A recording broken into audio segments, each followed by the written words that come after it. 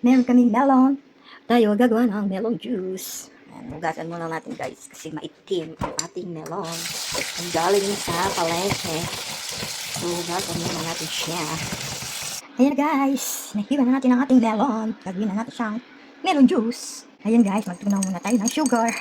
Kasi kapag inihalo natin sa malamig na water ay ayaw matunaw ng ating sugar. So ayan, magtunaw muna tayo hanggang mag-melt. Ayan. Hanggang mag-melt ang ating sugar.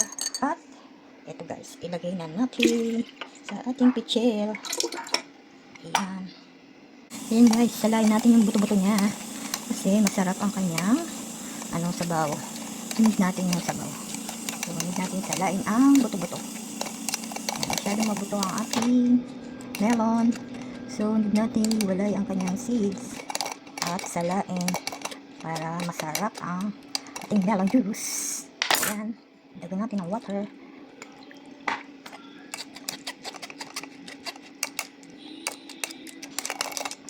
Ayan guys, tayo ay kukuha na ng pangkayod. Hanapin ang pangkayod. Nasaan ang ating pangkayod? Ang ating scraper for the hindi natin makita ang ating scraper. Nandito lang yun eh. Nandito lang yun. Tadada! Ito ang ating pangkayod guys. Magagawa na tayo ng melon juice. Ayan guys, ang ating sinala na sabaw ng melon. Ayan. Ihalo na natin sa shell. And then tayo ay magkakayod na.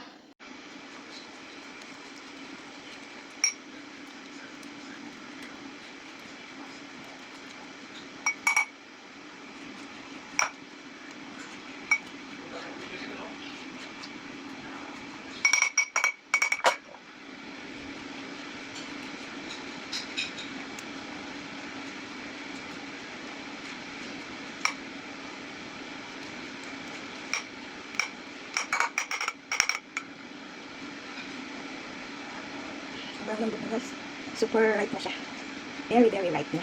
Kaya, durog na durog siya. Wala nabuo sa ating melon. Ayan. Durog na durog ang ating melon juice. Ating melon juice. Ayan. Ilagay na natin sa pichel. Ayan guys, ilagay natin sa pichel. At ating ang haluin. Ilagay natin ang ice later. Ayan guys. Ayan ang ating melon juice. Lagyan natin siya ng maraming ice. Kakainin na lang namin ito guys. Ito ang mga natirang slice ng melon. Kasi matamis siya. Kahit maliliit siya ay matamis. Dito tayo kukuha ng ice guys. Sa malamig namin. Sa freezer namin dito. Ito hindi ko alam kung lalabas yung yellow dito. Water and cubes. Ayun. Ayan. Ayun lumabas guys. Ayun lumabas. Ayan na siya guys.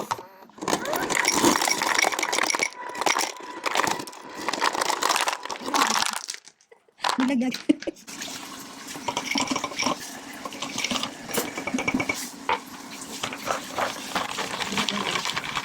Mga vlog mo, huwag mo nalagyan ng gusto. Kung gusto ko, dito, Ay! pagsasama.